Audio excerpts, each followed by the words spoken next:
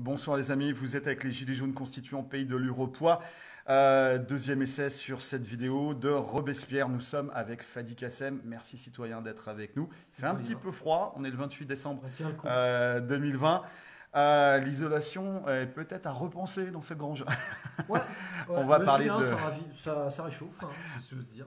On va parler de Robespierre, l'incorruptible, Ouais. pas d'ambition personnelle Non. et il croit à tout ce qu'il dit, comme disait Mirabeau, son ennemi. Corrompu. Mirabeau le corrompu, son ennemi personnel. De l'importance dans cette période troublée actuelle de se baser sur ce qui a été fait et vécu et pensé auparavant. Alors, on a fait ensemble cet après-midi une vidéo sur Platon, Ouais. Münster, Mincer, ouais. Münzer, excuse-moi, Rousseau et maintenant Robespierre. Énormément de choses à dire parce que ça touche à la Révolution française. Donc on est en plein dans les concepts que l'État actuel, le système actuel utilise, réutilise, même contre nous, contre les Gilets jaunes, contre le peuple. Mais toi, tu es un prof d'histoire, donc agrégé, Sciences Po aussi. Énormément de choses à dire sur Robespierre, donc c'est plutôt une introduction à Robespierre, Ouais. que ça nous donne envie de revenir en fait sur Robespierre. Alors, toujours le plan, on est un petit peu monomaniaque sur le plan. La raison. Première partie, introduction dans l'époque actuelle, dans l'époque plutôt de 1789. Deuxième partie, une période de 1789 à avril 1792. La troisième partie sera de 1792 à l'été 1793. C'est le début de la guerre. Et puis la quatrième, ça sera de l'été 1793 à l'été Quand il est 1794. au pouvoir, mais pas tout seul d'ailleurs, parce que comme il le disait très bien, je ne suis qu'un 12e du gouvernement, puisqu'ils étaient 12 dedans. Donc on va voir tout ça dans les détails et c'est intéressant. Et puis la cinquième partie, ça sera dans les moyens qu'il a utilisés contre la corruption. On va parler très brièvement de la guerre de Vendée. On va essayer de remettre ça chronologiquement dans la chronologie avec Fouché pour Lyon et puis Barère pour la guerre de Vendée. Voir comment Robespierre s'est positionné par rapport à ça. Quand il était au gouvernement, sous quelle forme il était, dans quel type de gouvernement il était. Et puis bien sûr, la fin. Et puis en conclusion, La postérité.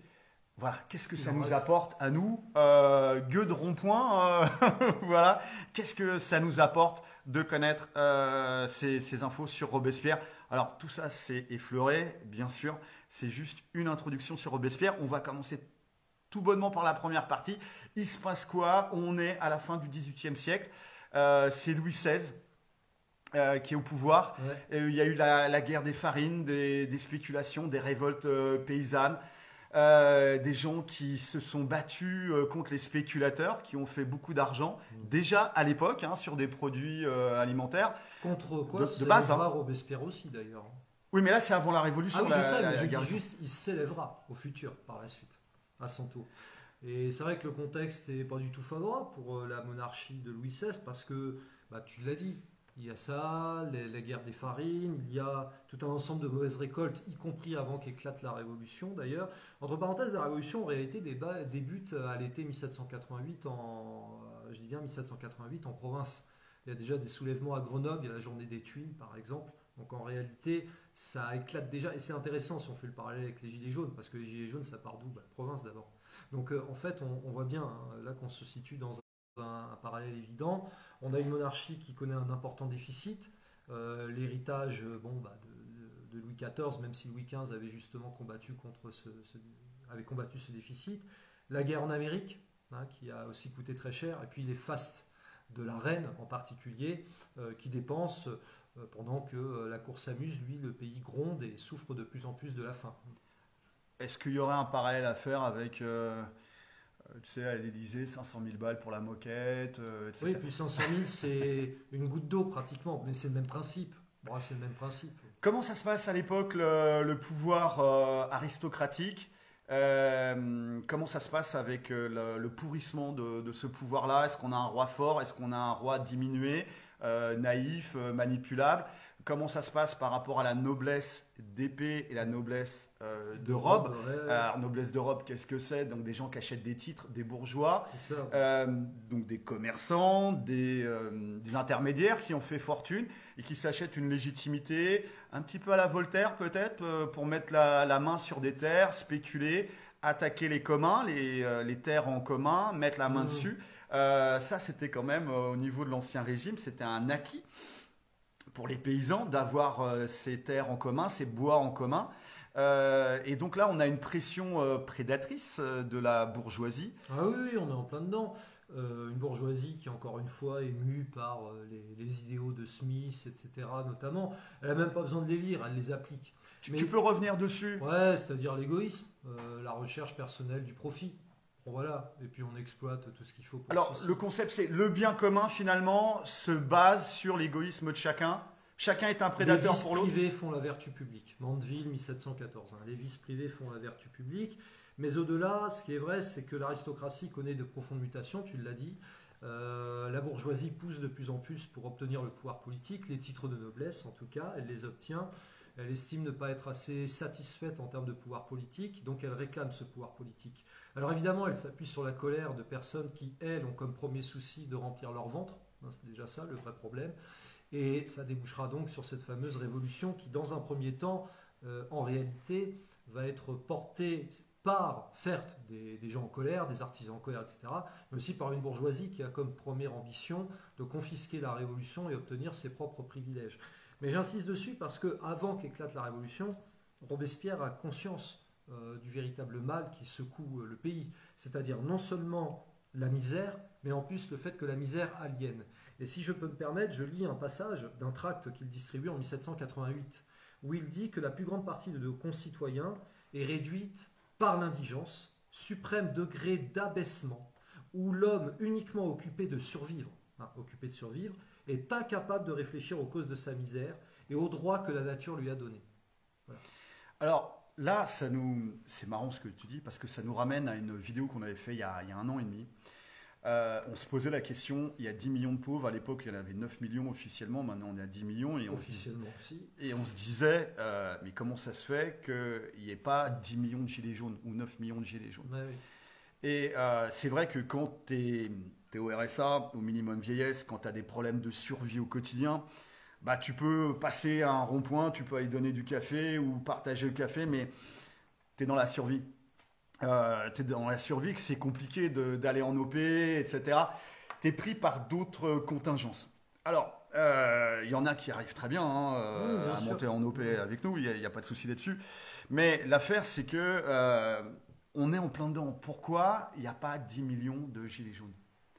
Encore une fois, il y a d'abord effectivement la nécessité de satisfaire les besoins vitaux, avoir de l'argent pour manger, etc. Ça devient de plus en plus difficile pour beaucoup de personnes, malheureusement, dont je rappelle la 6e puissance économique mondiale, il faut quand même le rappeler.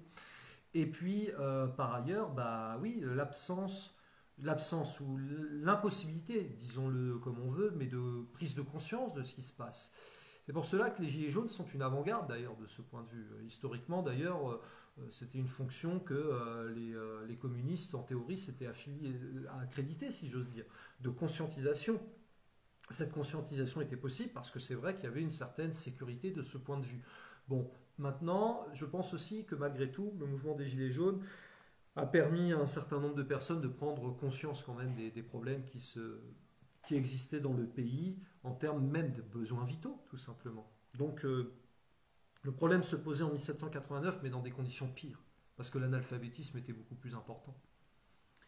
Alors, on est en 1789, Robespierre, il vient d'où, Robespierre? Il vient d'Arras, du Pas-de-Calais, voilà, et dans le nord du pays. Il est de condition plutôt bourgeoise, disons, petite bourgeoise, petite bourgeoise.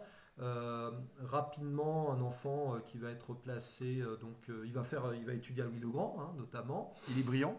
Ouais, c'est un élève brillant, il devient avocat, c'est en tant qu'avocat justement qu'il va se faire un champion de la défense de la cause des miséreux, des pauvres en quelque sorte. Et puis lorsque la révolution éclate, très rapidement il épouse sa cause, mais attention, il n'épouse pas dans le sens bourgeois, il épouse dans le sens rousseauiste. c'est-à-dire le contrat social. C'est un grand lecteur de Jean-Jacques Rousseau. Et lui, il veut vraiment appliquer les idées. Alors, on passe là à la deuxième partie, 1789 à avril 1792. 1789, on va juste faire des points sur la prise de la Bastille, etc. Jusqu'en avril 1792, il s'est passé quoi en avril 1792? C'est le moment où la France déclare la guerre à l'Autriche. C'est important de le signaler. C'est la France qui déclare la guerre à l'Autriche pour une simple et bonne raison. Louis XVI déclare volontairement la guerre pour la perdre. C'est son seul objectif. La perdre parce que si la France est vaincue, la révolution est écrasée. Alors, à cette période-là, le roi est encore au pouvoir. Il est encore au pouvoir. On est dans un système de monarchie parlementaire constitutionnelle. À ce moment-là, oui, parce que la Constitution a été adoptée en septembre 1791, sans que le roi le veuille vraiment, mais de toute façon, le roi a toujours, dans le fond, dû accepter, et je dis bien dû accepter ce qui lui était imposé, la Déclaration des droits de l'homme et du citoyen du 26 août 1789, l'abolition des privilèges 3 semaines avant, le fait que le roi doive prêter serment devant la nation le 14 juillet 1790, et puis bon, la constitution de septembre 1791. Mais à chaque fois, il est obligé de le faire. Il n'a pas envie. Lui, il aimerait conserver son pouvoir absolu. Et puis, il est sous l'influence de ses frères et de la reine. La reine qui d'ailleurs est autrichienne et qui est en rapport avec l'empereur d'Autriche, à qui elle délivrera les plans de l'armée française au moment de la guerre. Je vous laisse deviner pour quel résultat. Ce roi, Louis XVI, juste pour revenir dessus, c'est quelqu'un de faible, il est diminué physiquement. Il est pétri de bonnes intentions, très franchement, mais il est dépassé par ce qui se passe. Il aime bien les horloges, c'est ça? Notamment. Non, mais il est prêt à un compromis. Et le problème, c'est qu'il ne se rend pas compte que le compromis devient impossible parce qu'il y a une radicalisation dans tous les camps. Mais en précisant qu'au départ, la radicalisation vient du camp aristocratique qui ne veut pas lâcher un centimètre carré de son pouvoir. Alors, cette période avant la guerre, début de la Révolution de 1789, quoi, qu'il y a eu des prémices avant. Oui, on l'a dit. Tu nous parlais de... La journée des Tuiles à Grenoble en juin 1788. Alors, c'est quoi la journée des Tuiles? En fait, c'est une révolte, mais qui concerne aussi les notables locaux qui refusent de payer davantage d'impôts, justement, parce que le problème qui se posait, c'est face au déficit, comment faire pour y remédier. Et c'est pour ça que Louis XVI a été contraint de finalement convoquer les États généraux. Et les États généraux, ça voulait dire demander l'avis du tiers-État. L'idée, c'était de demander l'avis du tiers-État, et ça a été un problème pour Louis XVI, parce que demander l'avis du tiers-État, c'était prendre le risque de voir un tiers-État en avoir marre de payer les impôts, dans la mesure où, si ce n'était pas le tiers-État, ça devait être les nobles et l'Église. Or, les nobles et l'Église étaient alliés à Louis XVI. Actuellement, l'impôt, on le paye avec la TVA, on le paye... Impôt indirect. Avec tout ce qui est prélèvement à la source. Ouais. Donc il n'y a même plus le percepteur, où on se souvient de Il est l'or, mon seigneur, avec le film avec Louis de Funès et Yves Montand, etc. Il n'y a même plus le percepteur qui vient gratter notre travail. C'est directement pris à la source. Ouais, exactement. Et avec la disparition du cash, parce que vous le savez, c'est les grandes orientations de la politique économique européenne, les GOPÉ, regardez ce qui est écrit, parce que ça va être appliqué. Au niveau de la destruction des retraites, c'était déjà en 2017 ou en 2018, c'était noir sur blanc. Oui, oui, c'était prévu. Puis là, ils le disent très clairement, soi-disant régime universel, machin, etc. Le code du travail, Jean-Claude Juncker, l'ancien président de la Commission européenne, lui-même s'en vantait. Il disait que la loi El Khomri, c'est lui, en gros. Donc là, avec la disparition de l'argent liquide, ceux qui font du cash au black, c'est mort. Voilà, on vous le dit tout de suite. Donc l'impôt va encore se renforcer et on n'aura même plus moyen de faire la grève de l'impôt. Non, parce que tu es prélevé directement. Tu veux faire quoi comme grève? Alors, donc dans cette période, 1789, avril 1790, ou 12, excuse-moi, où est Robespierre? Quelle est sa position et comment ça se passe? Robespierre croit dans la Constitution. Il estime que c'est le compromis pour réaliser la révolution. Et puis il se rend compte que c'est impossible parce que de toute façon le roi, la reine ne veulent pas du compromis. C'est normal, une constitution, ça signifie que le roi a moins de pouvoir. Donc c'est inacceptable pour un monarque absolu, ou dit-elle du moins. Et donc par conséquent Robespierre ensuite de toute façon est dans le sens de la révolution. Il est toujours dans ce sens-là, c'est lui qui l'incarne le plus, pas le seul, mais le plus. Et par conséquent, à partir du moment où le roi tente de fuir et est arrêté à Varennes le 21 juin 1791, et qu'ensuite il tolère, voire il ordonne, ça peut se discuter, mais en tout cas qu'il va laisser faire le massacre du Champ de Mars le 17 juillet 1791, lorsque des gens, des sans-culottes sont venus réclamer la République, et ben, voilà, il va y avoir une fusillade sur le Champ de Mars. Bon là, Robespierre, de toute façon, il prend le fait et cause pour la Révolution. Le roi est discrédité. Et d'ailleurs, il aura une très belle formule au moment du jugement du roi. Robespierre clôturera son discours en disant « Louis doit mourir parce qu'il faut que la patrie vive ». Quel est le poste de Robespierre à cette période? Il est toujours avocat, il a été député. Je précise, c'est important, qu'il avait refusé d'être renouvelé en tant que député.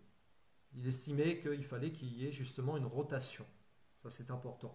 Donc, il était dans une logique de mandat impératif et révocatoire qui s'appliquait à lui-même et il avait décidé de renoncer au poste de député. À vrai dire, c'est peut-être même une erreur qu'il a commise à ce moment-là parce qu'en refusant à ce poste, il cédait la place à des types qui, eux, n'étaient pas incorruptibles.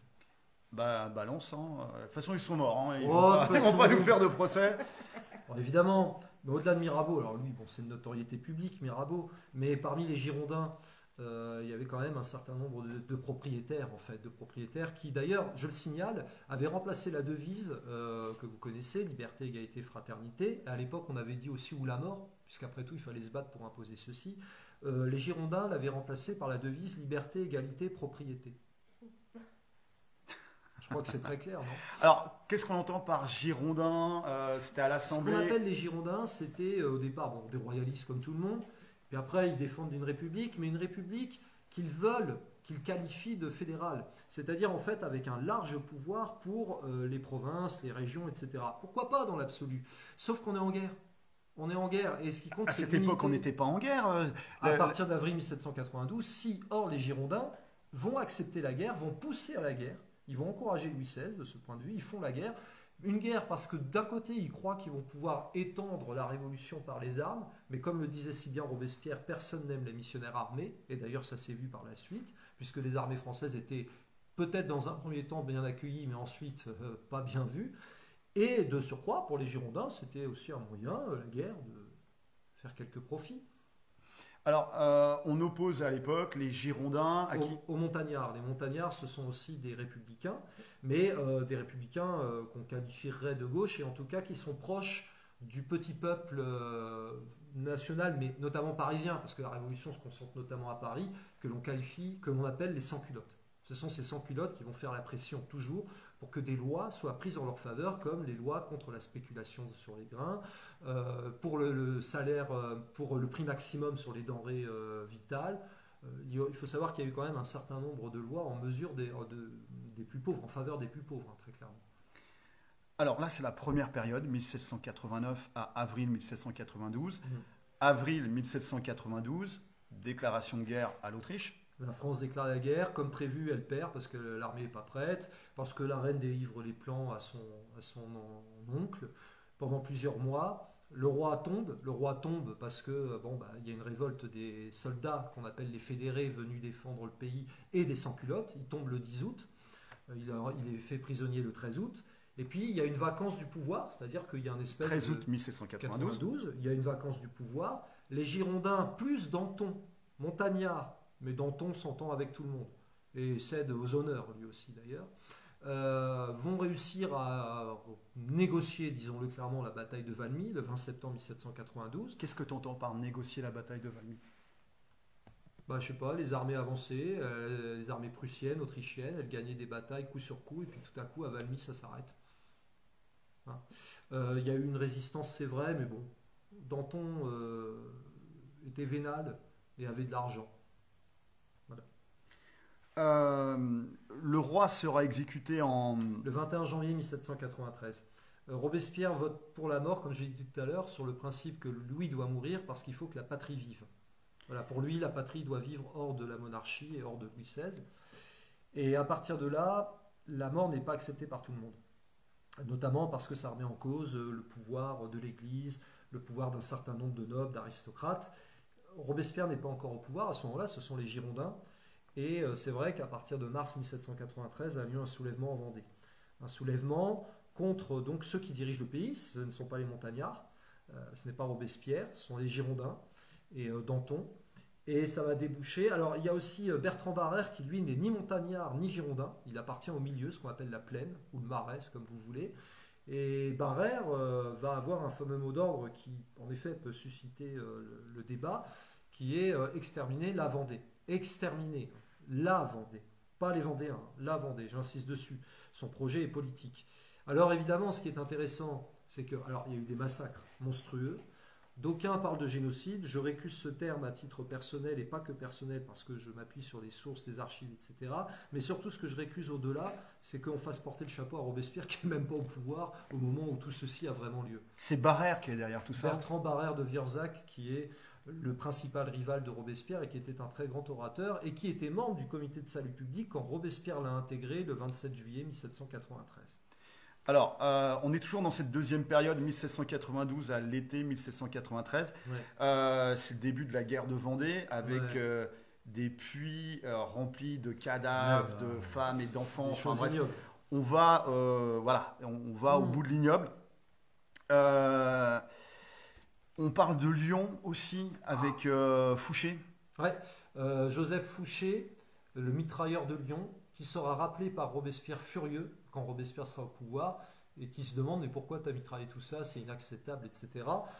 Donc ça canonnait directement sur la population. Se mitrailler dans tous les sens, que Robespierre refusait. Robespierre était contre ces excès. Il n'était pas au pouvoir à l'époque, hein, c'est ça? Il y arrive le 27 juillet. Donc la guerre de Vendée, ça fait au moins déjà 4 mois qu'elle a lieu. Donc, Et l'épisode de Lyon, c'est quand? C'est à l'été 1793, au moment où Robespierre arrive au pouvoir. Il faut savoir que Fouché est un représentant de ce qu'on appelait le comité de salut public, un représentant de ce comité. Dans chaque département, il y avait un type qui représentait, voilà. Et quand il y avait des massacres comme ça, mais Robespierre non seulement les désapprouvait, mais même condamnait les types et qui craignaient pour leur tête. Alors lui était député pendant cette période-là? Robespierre est député et il va participer de la chute des Girondins qui est obtenue le 2 juin 1793 sous la pression des sans-culottes. Il y a quand même 80 000 personnes qui font pression. 80 000 personnes, hein, le Stade de France, qui fait pression sur l'Assemblée nationale de l'époque, la Convention nationale. Donc là, c'est les montagnards qui vont prendre le pouvoir. Donc les sans-culottes qui vont prendre le pouvoir cet été 1793. On passe à la quatrième partie, été 1793 jusqu'à été 1794. Je préciserai même 27 juillet à chaque fois. 27 juillet 1793, Robespierre entre au comité de salut public. Poussé par les montagnards, les sans-culottes. Et 27 juillet 1794, il se fait culbuter par la Convention nationale qui le craint. Alors, est-ce que tu peux nous parler de cette période où Robespierre a été aux affaires? Oui, bien sûr. Bon, écoute, donc ça fait 4 mois que la guerre de Vendée, avec les exactions contre la population civile et une guerre civile plus Lyon, ont déjà eu lieu. Comment ça se passe à l'intérieur, comment ça se passe aux frontières quand il arrive au pouvoir, et il arrive au pouvoir sous quelle forme? C'est-à-dire qu'il n'est plus député, il rentre au comité de salut public qui était renouvelé tous les mois. Donc tous les mois, on le renouvelait, parce qu'il a toujours été renouvelé, ainsi que les 11 autres camarades, à commencer par Saint-Just, qui était son ami proche. Alors c'est des mandats révocatoires là-dessus Oui, en quelque sorte, bah oui, parce que et puis tu peux le quitter ou tu te fais si t'as pas rempli ta fonction. Il y avait un vrai contrôle sur le gouvernement. Il y avait un vrai contrôle. Contrôle par qui? Le contrôle déjà se faisait par la Convention nationale et pas que, parce qu'on a bien vu que ce sont les sans-culottes qui ont obtenu la tête des Girondins. Donc à un moment donné, il y a véritablement un contrôle populaire qui s'établit. Bon gré mal gré, parce qu'un certain nombre de députés refuse, pas Robespierre. Robespierre considère que c'est tout à fait normal. Et d'ailleurs, j'ai une anecdote. Quand il a été arrêté le 27 juillet 1794 sur ordre des députés hostiles, aucune prison n'a voulu l'accueillir. Aucune.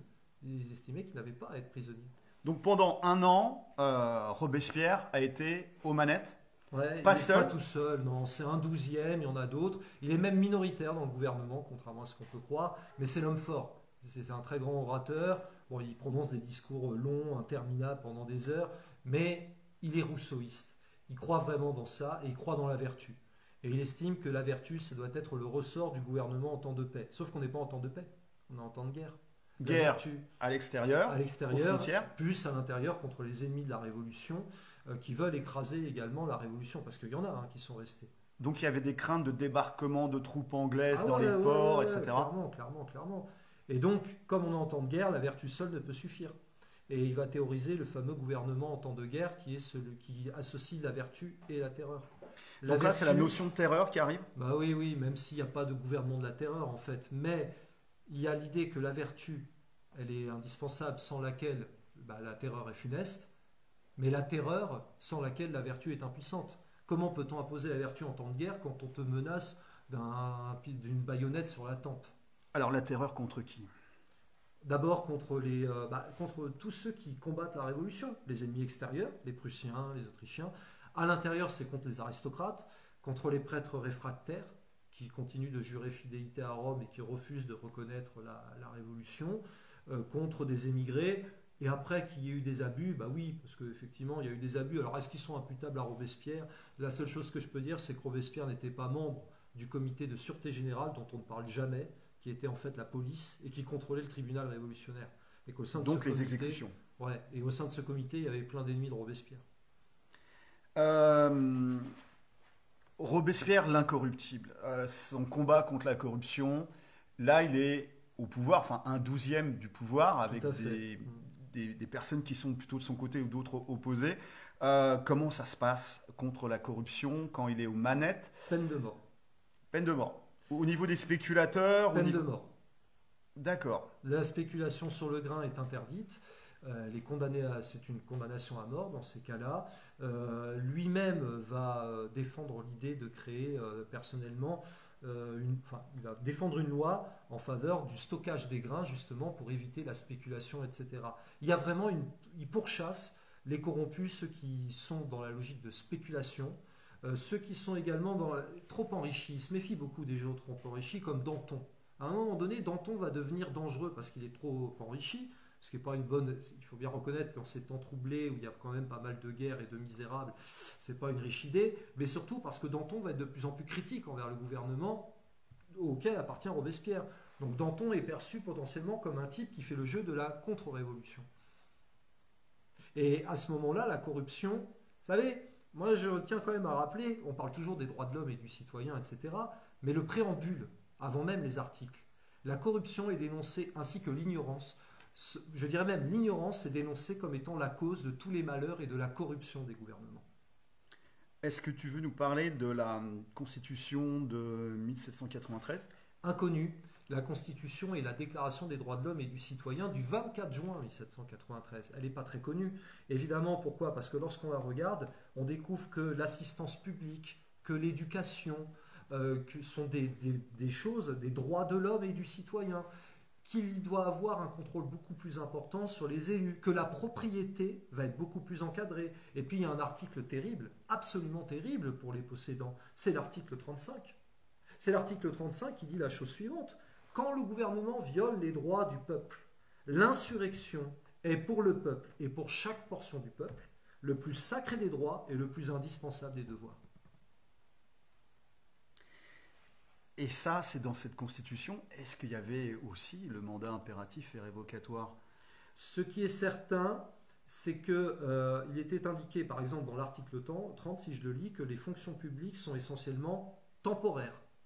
Elles ne peuvent être considérées comme des distinctions, ni comme des récompenses, mais comme des devoirs.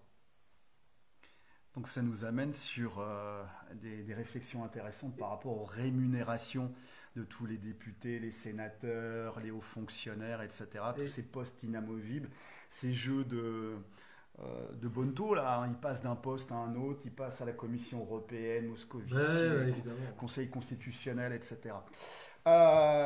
Et donc on peut imaginer que cette constitution de 1793 a été enterrée, bel et bien enterrée. Pourquoi n'en parle-t-on jamais, y compris à l'école?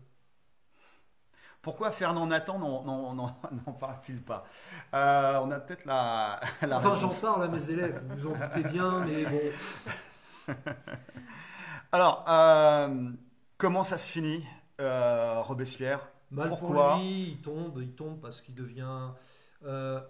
Napoléon dira même de lui que Robespierre a été culbuté parce qu'il a voulu arrêter la révolution, carrément. Il voyait bien que ça déraillait, il sentait bien que la corruption était malheureusement beaucoup trop importante, et puis trop d'ennemis notamment parmi ceux qui avaient mené les exactions, comme Carrier à Nantes ou Fouché à Lyon.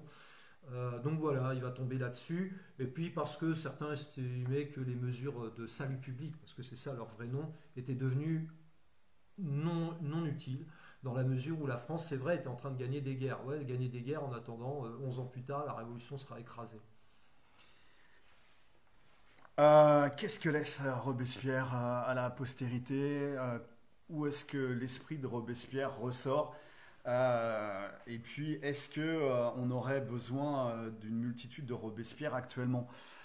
Ah bah clairement, mais je dirais que ce qui reste de Robespierre, c'est d'abord la nécessité vraiment d'explication, de combat, tout le temps, tous les jours, comprendre le monde, et vraiment mener ce combat à fond. Je dirais mener à fond dans le sens où Robespierre croit, comme le disait Mirabeau, il ira loin, il croit tout ce qu'il dit. Mais il croyait dans le sens véritablement du bonheur du peuple. Et j'insiste dessus. Si je dois lire un dernier passage à propos de Robespierre, c'est lorsque Robespierre essaye de comprendre pourquoi il y a le malheur dans le fond. Et voilà ce qu'il disait. C'est ce principe politique qui dit que la base de la liberté, la base du bonheur social, c'est l'égalité.